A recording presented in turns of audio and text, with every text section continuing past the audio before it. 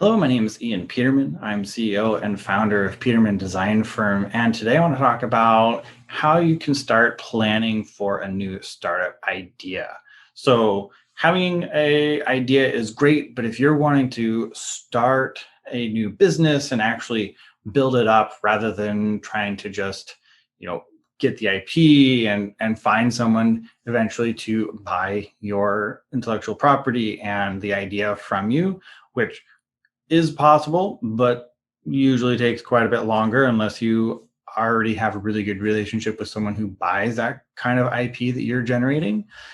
If you're wanting to actually start up a company, then you want to start planning how to do so. And that's what I want to outline here.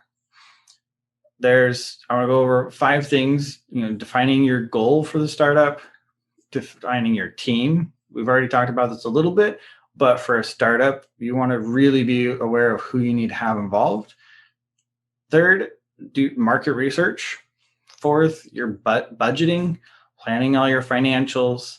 And then fifth, and this is most important, it's really key, is that will allow you to be able to turn and pivot, and is the hardest one for everyone to follow. But we'll get to that one at the end. First, define your goal for the startup. So what is the goal of your startup? Is it to become a large company? Is it to solve problems in a really specific area, develop only specific products?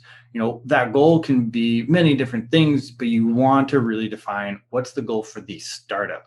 Not just the product. The product will have its own kind of set of goals and what you want to accomplish with it, but you want to make sure that you are creating goals for your startup.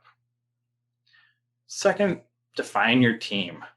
So we talked about this in other videos. Defining your team is very important, understanding who needs to be involved. And with a startup, you really want to be aware of what are all the business people that need to be involved. Do you need a lawyer? Do you need an accountant? Those are usually things that are highly recommended to have. But being aware of, is this an idea that you share with someone? Are they going to need to be involved? What does that look like for you and your startup?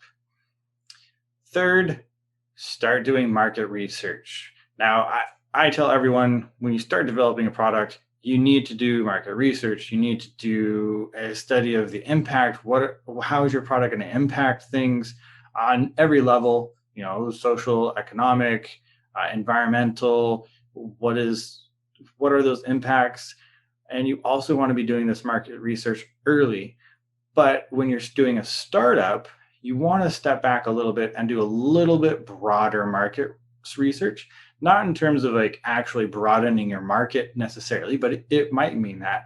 But deciding what is your company overall going to be looking at. So yeah, your first product might be super specific to a single niche.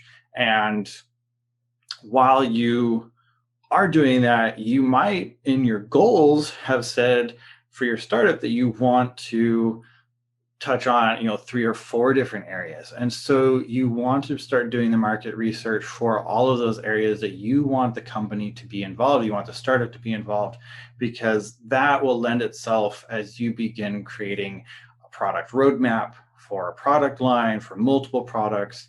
And it's also going to be something that if you go through a branding process, they're going to ask you, or a good branding agency or designer will ask you, where are you wanting to market this brand for? What is this whole company marketing for? And when it's totally fine to have multiple areas, but you just need to be aware if you don't want to hyper niche your company down and you do want to have a little bit broader reach as a company, as your startup, and that's in the cards is what you want to have happen over the next few years.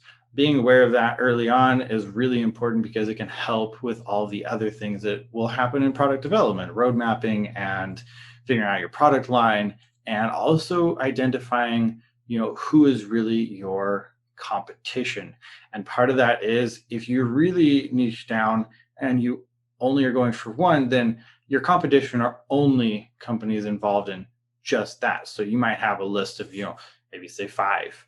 But if you're going after 3 different niches, then you're going to find people that are only in one of those. And now you have a potential, maybe there's 12 companies that you're potentially going to be competing against, or you find that you're not, there's nobody else that really works in those areas. And it's also going to be positioning for yourself in that, oh, well, we don't just do this one area, we actually can help in these 3 areas. And figuring out unique, that can be part of your unique proposition. And what makes your company unique is that you do those 3 areas and you bring them all together and solve problems that are shared by those 3 areas. So that kind of market research is going to be really important, and it doesn't always impact the actual product. And so that's why I bring this up as something very important on the startup level, the business level market research.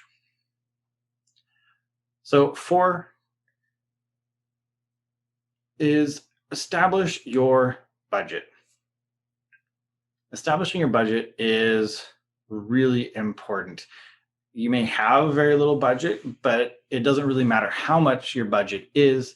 The whole process is understanding what is your budget and how are you going to use that budget, whether it's going to increase over time. If you set yourself goals of, well, when we get to this point, then I'll pull money out of savings, or I'll go raise capital. So understanding what are those phases are, what are those points, so that you can start planning. So you know that, oh, if we get to this point, we know we're going to hit these goals and we're going to need more money. So we'll need to then start raising capital around this time. So establishing that budget is really important for you as the company, and it gives you really clear delineation to know whether you're in budget or not, whether your project is going the way it should be, or if you've hit unexpected bumps and you now can see, okay, well, now I have to rearrange my budget. So establishing that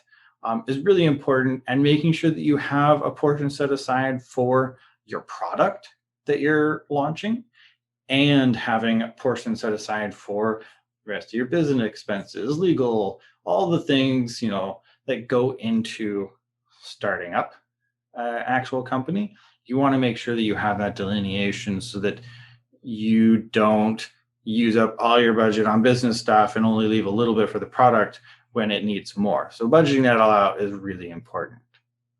So the 5th thing that I want to talk about is decide what your line in the sand is for killing your startup.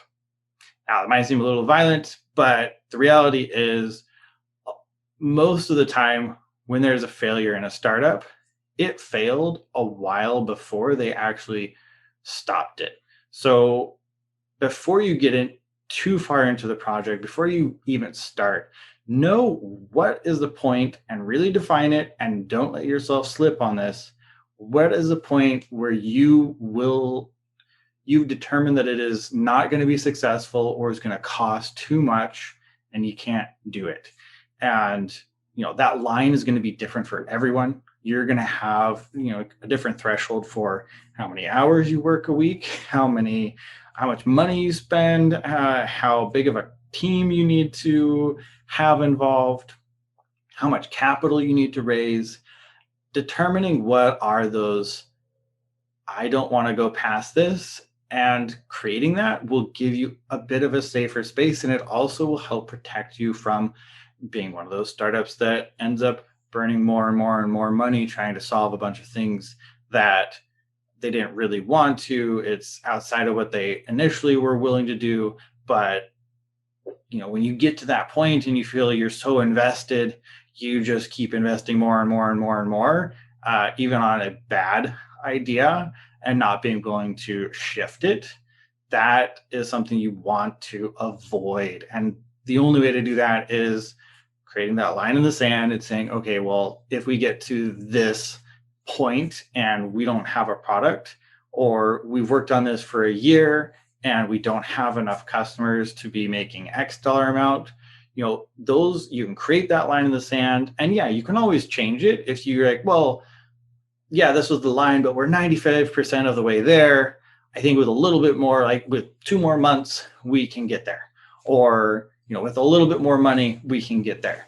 And then set that line again. And the trick, of course, is to not just keep pushing the line back and back until you drain all your money, spend all your time, and are exhausted and burned out to the point where you don't want to start something new, because what you want to do is stop the project at a stopping place before you get too deep, because that will allow you to take whatever successes you've had from your startup and go start another startup if you want to, using what you can without having all of the burnout attached to it, whether it's personal burnout, financial burnout. There's lots of ways to burn out. And I've seen or been a part of companies that have burned out in most ways possible. So you want to make sure that you create this line in the sand for absolutely stopping the startup. And yeah, maybe you pivot, maybe you kill a product, keep the company, start on a new product. Those are all fine, but determine what that is and what that looks like before you start. It will save you a lot of time and a lot of headache, and make it so that you can move on to the next idea quicker if you need to. So those are the steps that I always mention to people when they're trying to start up a new idea and they want to create an actual startup, create a business around it, create a brand in order to launch a product. These are all things to keep in mind and make sure that you are aware of and create in order to have as smooth a startup as possible and avoid burning yourself out way past when you should have stopped.